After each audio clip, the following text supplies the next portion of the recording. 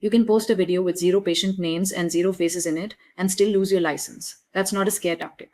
That's just how HIPAA actually works once social media gets involved.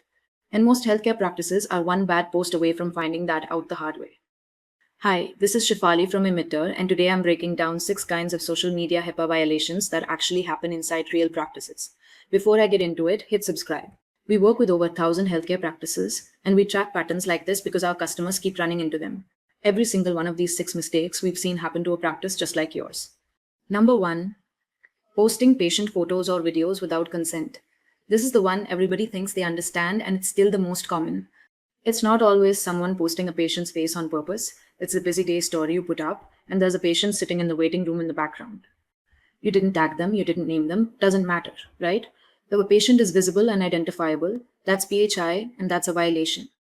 Number 2, posts that feel de-identified but really aren't.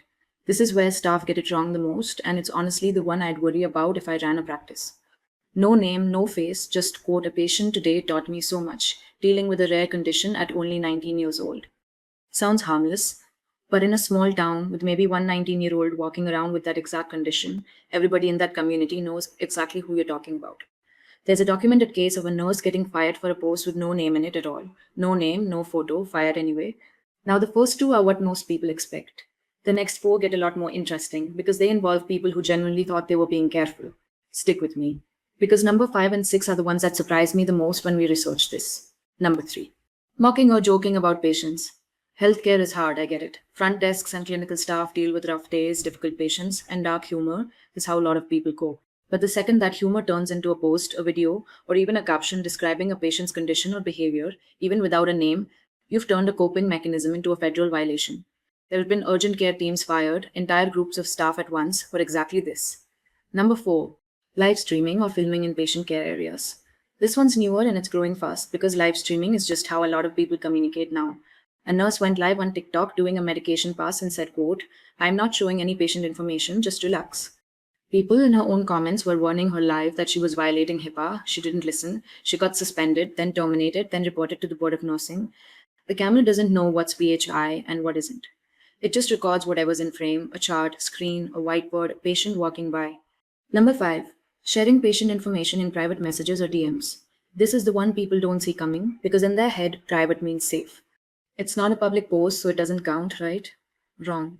A private message is still a disclosure. Doesn't matter if you sent it to one person or 10,000 people.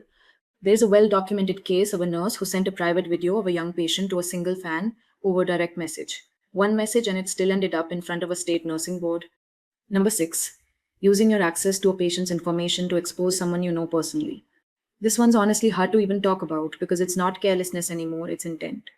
There's a case of a patient care technician pulling a former friend's full name, date of birth, and a private health condition, and posting it publicly because she wanted to, quote, expose her. That's not a gray area. That's the kind of violation that ends in lawsuits, and honestly, it should. Here's the pattern behind every single one of these 6. None of it happened inside a HIPAA-compliant access controlled system. It happened the moment a patient conversation left the system and landed on somebody's personal phone. At our platform, we work with over 1,000 healthcare practices. And the reason we built our texting and calling around encryption, access controls, and a signed BAA, short for Business Associate Agreement, is because compliance only works if the platform the information lives in is actually built for it. You can have the best trained staff in the world, but if they're texting patients from a personal phone or messaging on an app that isn't locked down, one bad 5-second decision undoes all of that training. If you want the full picture beyond just social media, we made a separate video breaking down the 11 most common HIPAA violations in healthcare.